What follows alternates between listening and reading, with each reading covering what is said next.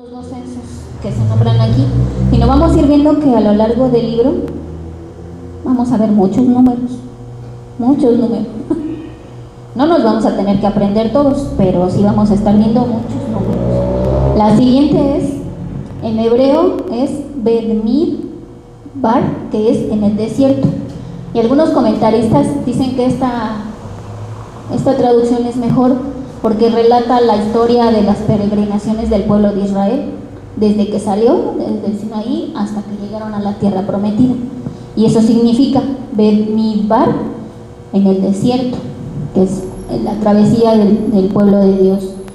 Este libro de Números dice que abarca un lapso de casi 39 años,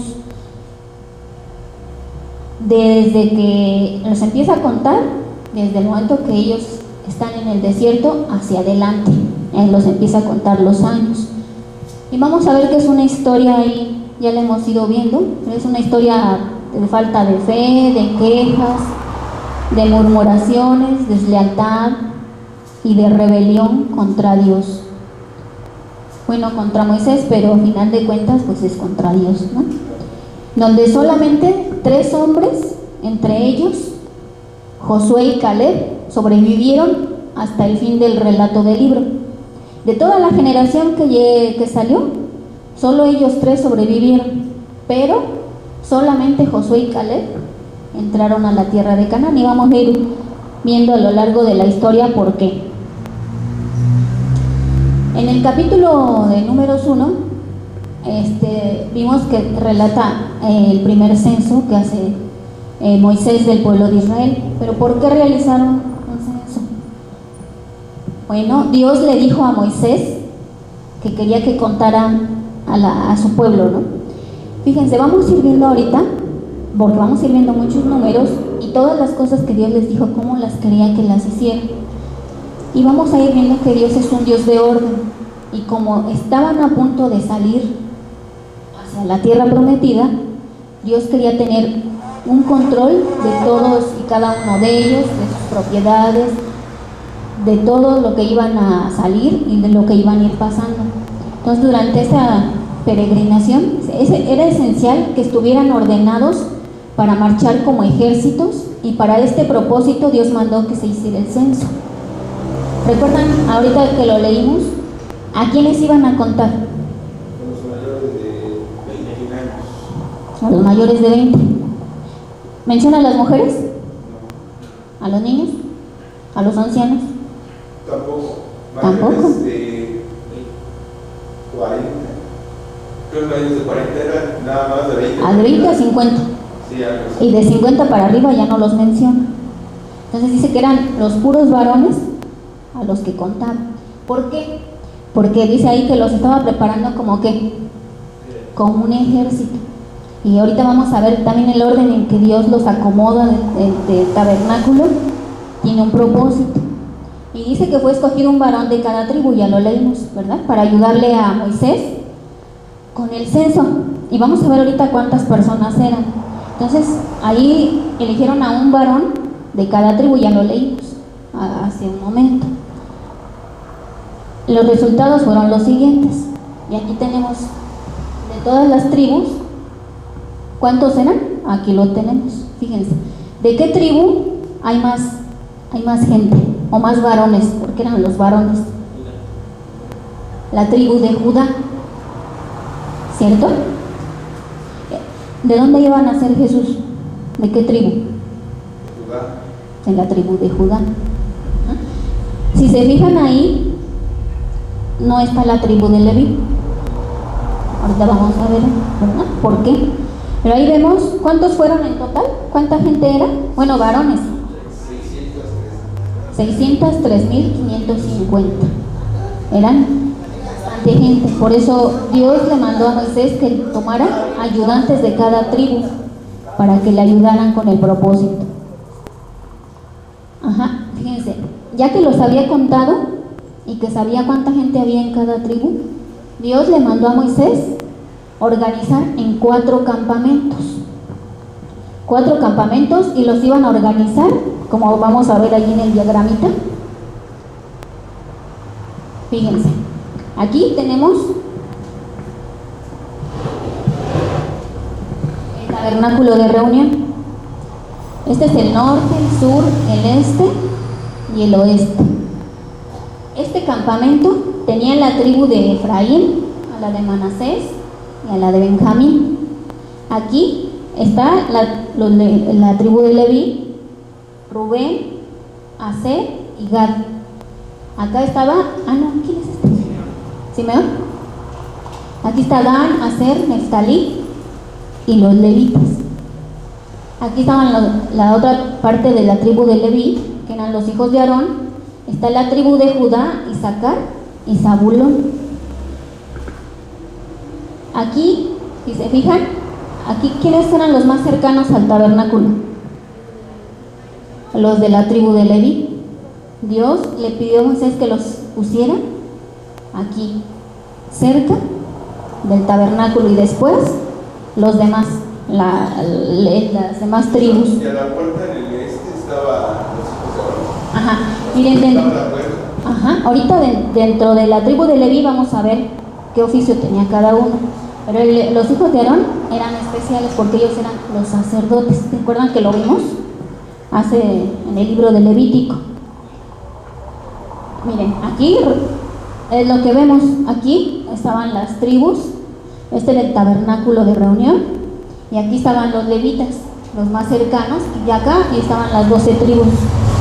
Lo vimos distribuidas, 3 en cada parte, ¿no?, del campamento. En los capítulos 3 y 4 vamos a ver lo que les correspondía hacer a los levitas. Ellos no estaban contados dentro del censo. ¿Por qué creen que Dios no los contó dentro del censo? Ajá. ¿Para qué los estaba? ¿Cómo los estaba adiestrando Dios a los que contamos, a los varones? Dijimos que los estaba adiestrando como guerreros. Entonces, la gente que tenía que ver con el tabernáculo, el tabernáculo donde estaba la presencia de Dios, no podía ser alguien que hubiera derramado sangre o que estuviera en contacto con un muerto. Pues por eso los levitas no eran contados para ir a la guerra, porque ellos estaban a cargo del servicio del tabernáculo, y lo vamos a ver ahorita. Dice, originalmente, ¿se acuerdan cuando el pueblo de Israel salió de Egipto? Que le dijo al pueblo de Israel que cada primogénito iba a ser consagrado a Dios. ¿Se acuerdan que por eso es la circuncisión? Porque todos los primogénitos eran consagrados a Dios. En este caso, ese era el origen. Pero ahora Dios había escogido a la tribu de Leví para que hiciera ese servicio. O sea, la tribu de Leví era una tribu dedicada a Dios, dedicada solamente al servicio de Dios. Leví tuvo 3 hijos, por eso se llama la tribu de Leví. Leví tuvo 3 hijos, Gersón, Coat y Merari.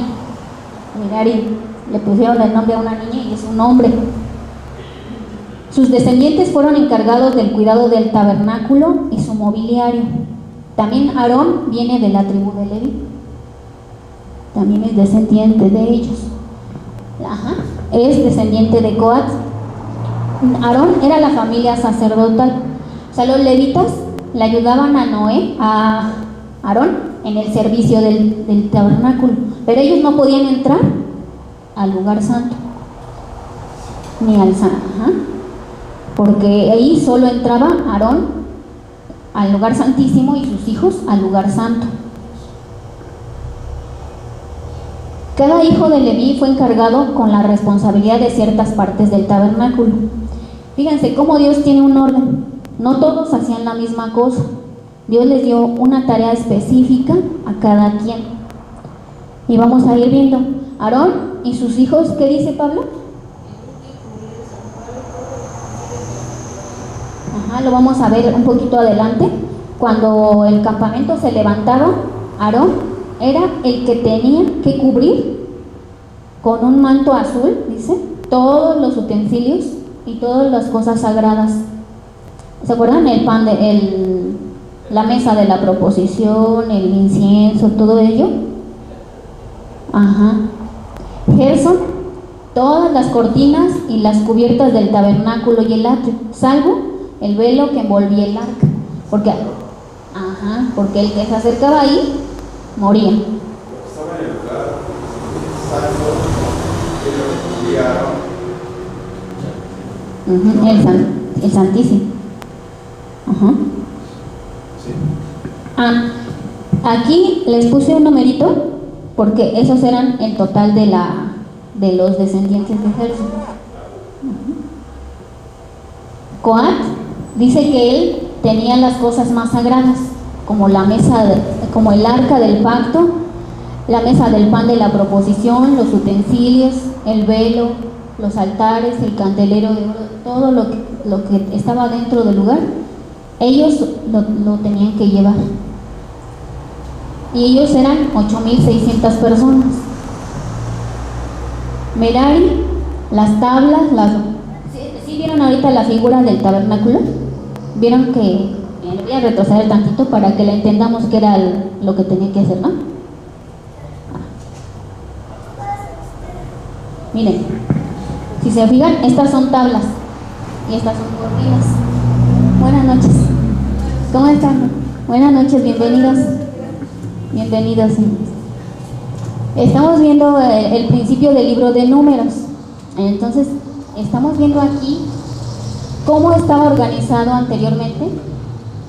Y se fijan, aquí tiene unas cortinas y tiene unas tablas. Y cada persona se encargaba de una parte específica del tabernáculo de reunión. Estamos viendo ahorita los capítulos 3 y 4 del libro.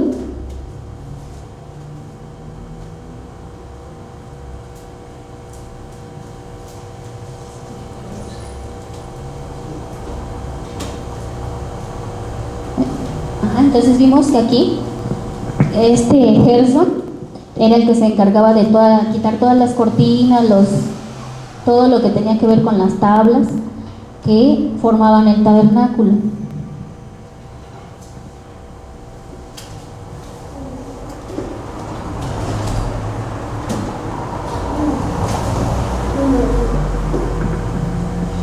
En este capítulo, recuerdan que cuando vimos la ley en Levítico, que ninguna persona que tuviera alguna enfermedad de lepra o de que hubieran tocado, ¿vale? Alguna malformación, no podía acercarse al lugar santo. En esta parte era lo mismo. Dios le pedía al pueblo que no se acercara a alguna persona que tuviera algún mal.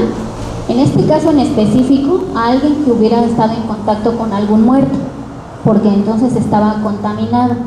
Entonces esa persona no podía acercarse. Porque vemos, si recuerdan la imagen, vimos allá el campamento y arriba estaba la presencia de Dios en una nube y Dios estaba sobre él. Entonces por eso la presencia de Dios estaba ahí. Y recuerden que Dios no puede, el pecado no puede estar delante de Dios. Entonces por eso es que esas personas que tenían algún defecto tenían que ser apartadas. Y dice, si un hombre o una mujer cometiera alguno de todos los pecados contra otra persona, tenía que confesar el pecado, restituir el daño y añadir la quinta parte. Cuando alguna persona defraudaba a otra, ¿recuerdan? Esa ley también dice que tenía que restaurar, ya sea el dinero, si le robó un animal, si le deshizo alguna parte de su casa, lo tenía que restituir, y aparte tenía que añadir la quinta parte. Y dice esta ordenanza de Dios que también si no hubiera a quien restituirle, porque no hubiera algún familiar a quien dejárselo, esa parte se la tenían que traer a los sacerdotes para que se ocupara en el servicio a Dios. Si no había a quien restituir, se le daba al sacerdote.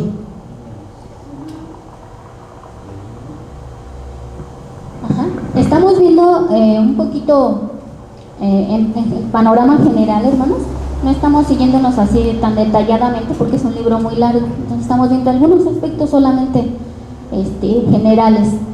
Ahí de los versículos 11 al 31 del capítulo 5, fíjense, dice que era un proceso en el cual era para detectar las mentiras o el adulterio, lo podríamos decir, de una mujer o de un hombre, en específico de una mujer, ahí dice.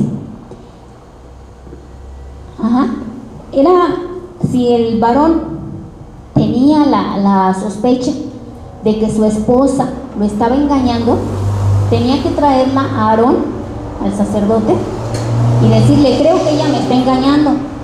Entonces él dice que preparaba en un jarro agua y le echaba tierra del lugar donde estaba el tabernáculo. Como era tierra, tomaba tierra de ahí, se le echaba al agua y la mujer se la tenía que tomar. Y decía que si la mujer era culpable, le iba a hacer daño, se le iba a hinchar el vientre y le iba a dar problemas y se iba a hacer estéril. Si la mujer era inocente, no le iba a pasar nada. ¿Cómo ven? Dice un comentarista que esta parte dice que era un milagro, o sea, que Dios era quien ponía la luz si la mujer había pecado o no. Era lo único que les decía si la mujer había pecado o no. Porque dice que si era pecado, o sea, si había cometido el pecado, le iba a hacer daño y se iban a dar cuenta, porque su vientre iba a crecer y le iba a dar problemas físicamente. Pero si no, la mujer no le iba a pasar. Si la mujer era inocente, no le iba a pasar absolutamente nada, ¿no? La tenía que traer, aquí está, miren, tenía que tomar el agua preparada con polvo, y si era culpable o inocente, le tenía que iba a hacer daño, ¿no? Fíjense, hermanos, ¿cuántos en nuestro tiempo, si nos pusiéramos a hacer esa ceremonia, verdad? ¿Cuántas mujeres o cuántos hombres les haría daño? Pues solas, ¿verdad? Vamos ahorita con el capítulo 6 del libro de Números. Y este capítulo tiene que ver con el voto nazareno. Voto nazareo. ¿Ustedes recuerdan o han escuchado este voto, hermanos? ¿No? ¿Sí? ¿Pablo con quién?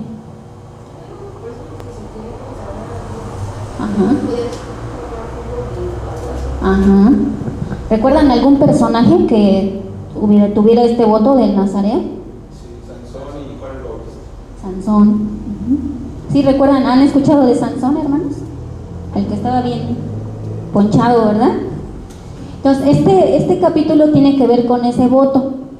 Y dice que la palabra nazareo se deriva de una raíz que significa separar o consagrar. Era una persona que se quería consagrar al servicio de Dios. Era un voto voluntario y podía ser tanto un hombre como una mujer. Y dice que era por un tiempo específico. En el caso de Sansón fue toda su vida, igual que en el de Juan el Bautista.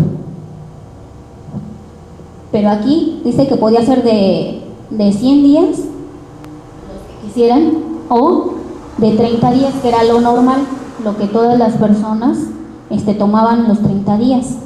Y aquí lo dicen, excepto de Sansón y Juan el Bautista. ¿Recuerdan que Juan el Bautista usaba su cabello largo? ¿Sí lo recuerdan? No bebía vino, no se juntaba en lugares. Entonces, este voto tenía 3 reglas.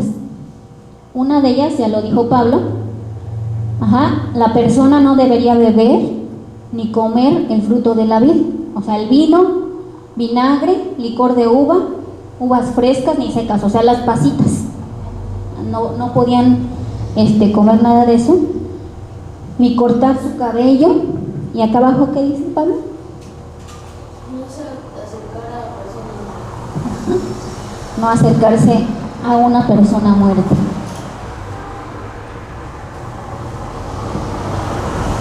Y dice que estas 3 cosas, esas 3 reglas, tenían un propósito en específico. ¿Qué es lo que sucede cuando una persona toma vino? Se emborracha, ¿verdad, hermana? ¿Y qué le pasa cuando se emborracha? Ahora hay coherencias, desfiguras. Pierde la conciencia, ¿verdad? Pierde su forma habitual de ser. Unos se vuelven más agresivos, otros se vuelven más dóciles, otros les da por cantar, ¿verdad? A mi papá le daba por cantar, por abrazar mucho. Y así, entonces por eso la persona que tomaba este voto no debería tomar vino, para que estuviera consciente, sana. Miren, me llamó la atención este comentario que encontré en uno de los libros que leí, y dice que el vino habla de la felicidad humana. ¿Verdad que sí? Si uno le preguntara a las personas que no conocen a Dios, cuando toman dicen, pues soy feliz, ¿no? Dice, yo tomando soy feliz. Y creen que en el vino está la felicidad. Luego, el cabello largo siendo vergüenza para el hombre, que en nuestro tiempo ya no, ¿verdad? Hay hombres que tienen el cabello más largo que una mujer, pero antes el tener el cabello largo era una vergüenza para el varón. Pero aparte de ser una vergüenza, también era una señal de humildad, alguien que estaba sujeto a la voluntad de Dios. Y una persona muerta dice que trae profanación, o sea, el tocar a una persona muerta es ¿cómo diríamos? Contaminarse. Entonces, estas 3 reglas incluían el voto de un nazareno. Y yo encontré esta reflexión que me gustó y dice, para poder regocijarse la persona que se dedicaba a Dios, dice, se apartó del gozo. Está aquí hablando en específico de la persona de nuestro Señor Jesús. Y dice que él, para poder regocijarse, se apartó del gozo. Recuerdan que dejó su lugar allá arriba y vino a sufrir con nosotros. Para poder ser fuerte, se hizo débil. Y para amar a sus parientes, los odió. Esto está ahí en el libro de Lucas y habla de este voto nazareo. Y este capítulo, si quieren, pueden buscar por favor, ahí en el capítulo 6 de Números, de los versículos 22 al 27. ¿Alguien que me lo lea? Bueno, mi hermano Gustavo, ¿me lo puede leer?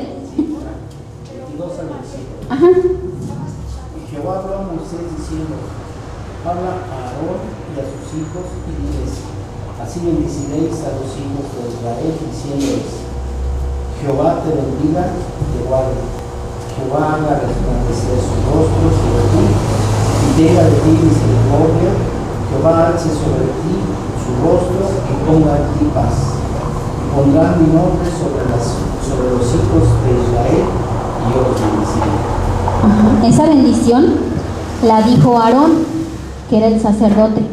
Y a mí me gusta mucho esta bendición, porque habla de 3 aspectos de parte de Dios.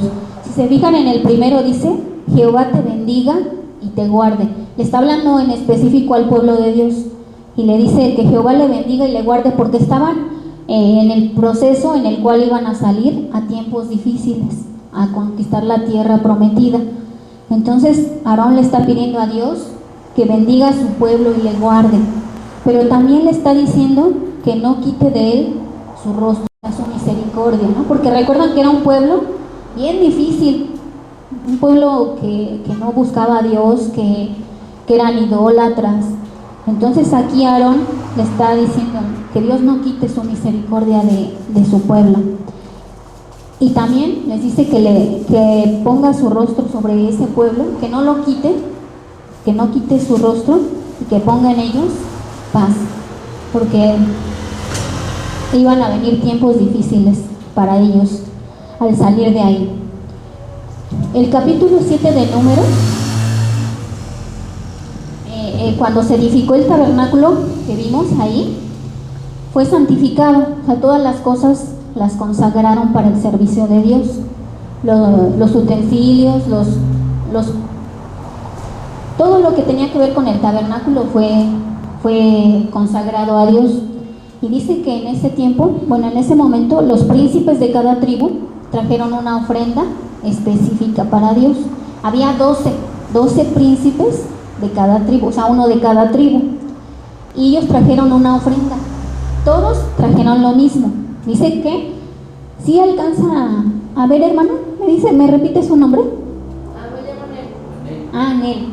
¿Sí me puede leer este parrafito, por favor? Dice, las ofrendas consistían en 6 carros cubiertos y 12 bueyes. Ajá. Por cada 2 príncipes, un carro y cada uno un buey. Moisés se encargó de repartirlas entre los levitas. Ajá. Recuerdan que eran 12 príncipes, entonces por eso dice 6 carros por cada 2. Eran 6.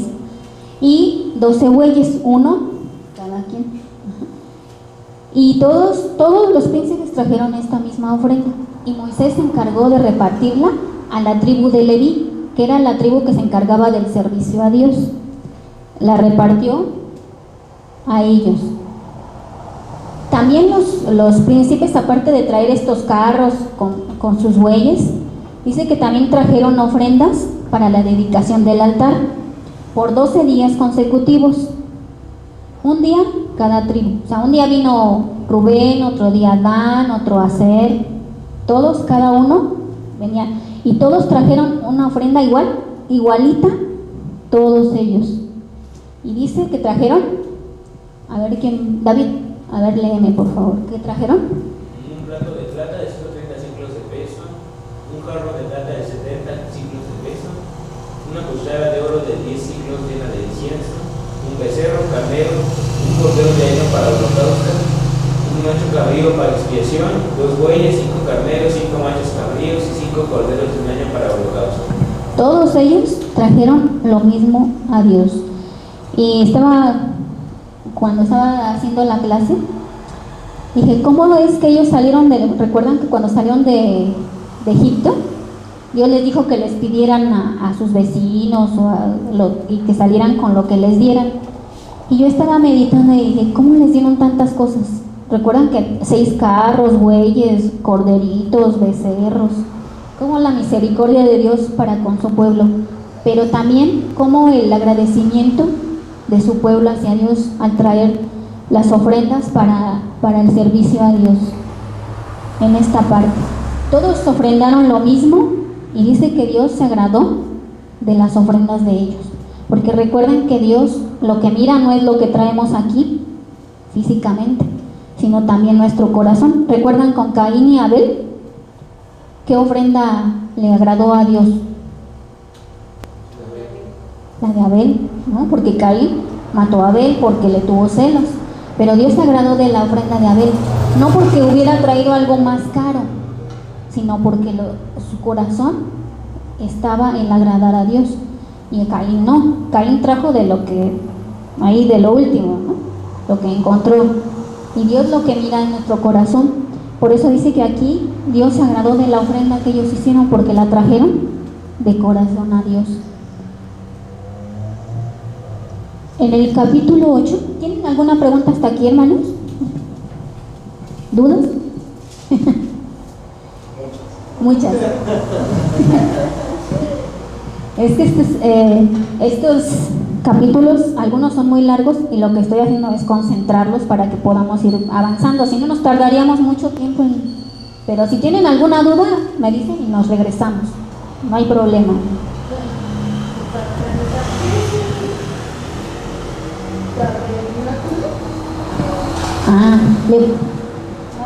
Bueno, me voy a regresar para que lo vean. Ajá. Unas imágenes. ¿Se puede, hijo? El tabernáculo es el lugar, es el lugar. Este que cubre aquí, le llamó Dios el tabernáculo. Esta parte de aquí estaba dividida en 2 partes. La mitad de ella era el lugar santo, y donde Dios se manifestaba era el lugar santísimo.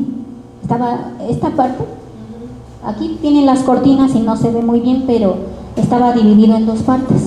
Y en esta parte, miren, si se alcanzan a ver esta nube, Dios se manifestaba a través de esta nube, diciéndole al pueblo que aquí estaba la presencia de Dios. Entonces este era el tabernáculo.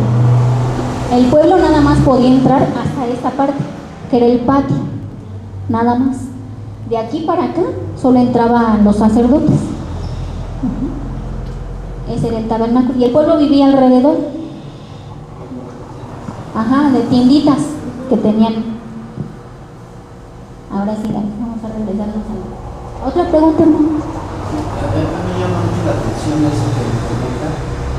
Sí, hermano. Porque en una ocasión yo tuve la posibilidad de visitar una iglesia mormona.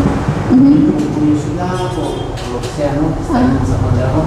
Cuando nos llevaron en el 510 allá, nos llevaron a conocer los salones, pero realmente lo que es la iglesia, decir que ahí no se puede entrar, que hasta que pasara cierto tiempo, que pasara eso. Me imagino que ellos se basan en eso. Sí, todavía. De hecho, iba a terminar con esa reflexión, porque el pueblo era lo que hacían, o sea, era una costumbre, lo hacían una tradición. Dentro ¿recuerdan el tabernáculo? ¿Ustedes recuerdan esa escena cuando el Señor Jesús está muriendo en la cruz? Que dice que el velo del templo se rasgó por la mitad. El velo que cubría el arca del pacto o el lugar santísimo, dice que se rompió. Y entonces ya, ¿qué quería decir con eso? Que todos nosotros tenemos acceso a la presencia de Dios libremente. O sea, ya no vamos a estar en el patio, ya vamos a pasar hasta la sala, ¿no? Con Dios. Ajá. Entonces, igual, si tienen alguna pregunta, hermanos, me interrumpen, no hay ningún problema, ¿eh? No nos vayamos a ir con dudas o... Entonces, en el capítulo 8, habla del servicio de los levitas. Los levitas era una tribu que el varón o al cual tomaron su nombre se llamaba Leví, por eso eran los levitas. Y ellos estaban encargados del servicio en el tabernáculo. Igual, como ellos se encargaban del servicio a Dios, tenían que ser consagrados a Dios mediante una ceremonia. Pero esta ceremonia era más sencilla que la que consagraban a los sacerdotes. ¿Recuerdan que lo vimos, Pablo y David? Lo vimos, la consagración de los sacerdotes era como más solemne, exactamente. Y toda una actividad impresionante porque llevaban una vestidura y los viste desde ropa interior, un sombrerito que tienen aquí, un pectoral, un cincho, todo. Sí, toda la cabeza. Y aquí no era más sencillo. Ellos no tenían que tener ropas muy especiales ni tan caras, ¿no? Dice que se efectuaba la purificación ofreciendo sacrificios. Durante todo el libro de Levítico estuvimos viendo los sacrificios, qué tipo de sacrificios se hacían. Aquí dentro del libro de Números también lo vamos a seguir viendo. ¿Y qué quería decir el sacrificio? Era consagrar a Dios a través de la muerte de ese animal. La sangre del animal era lo que purificaba se purificaba y perdonaba los pecados de la persona que traía ese animalito. Entonces, esto tenían que hacer los levitas para consagrarse a Dios. Se tenían, dice que afeitar, pero no solamente afeitarse la barba, dice que se afeitaban todo el cuerpo. El vello de aquí, hay unos varones que tienen vellos aquí, hay otros que son lampiños, ¿no? Pero todo, dice que cuando los consagraban tenían que rasurarse todo el cuerpo, estar limpios, lavados sus vestidos.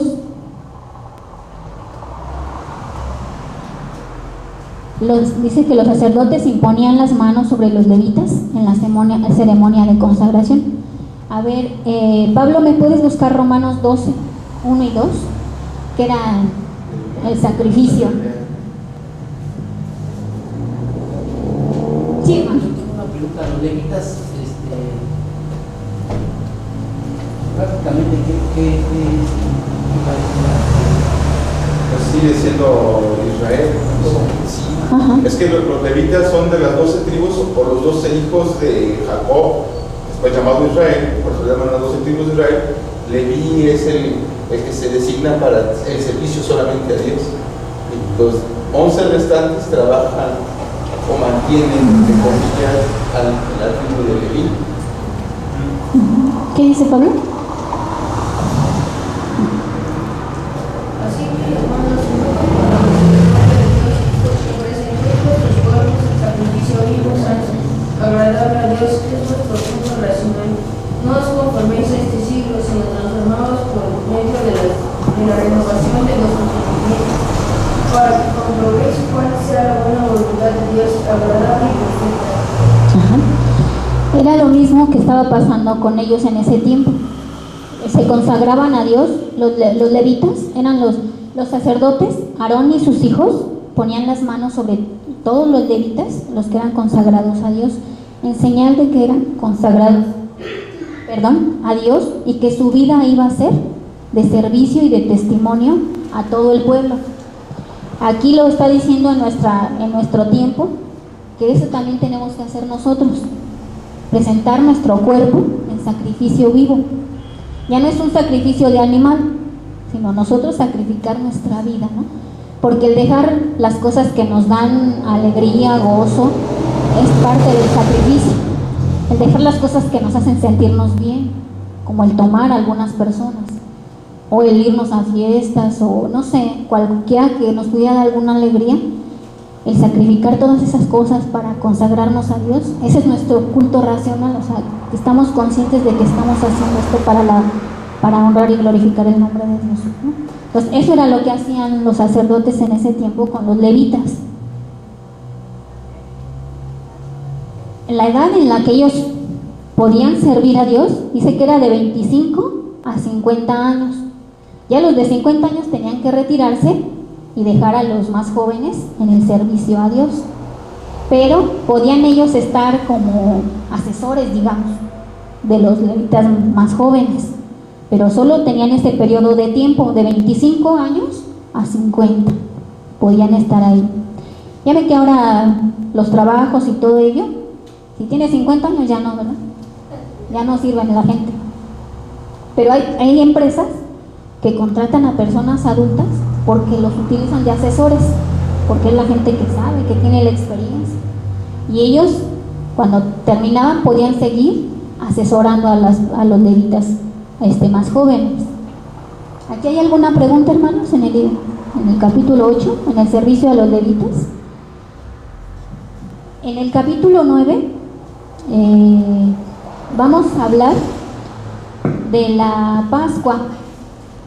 Cuando el pueblo de Israel salió de Egipto, celebraron, o Dios instituyó esta ceremonia de la Pascua.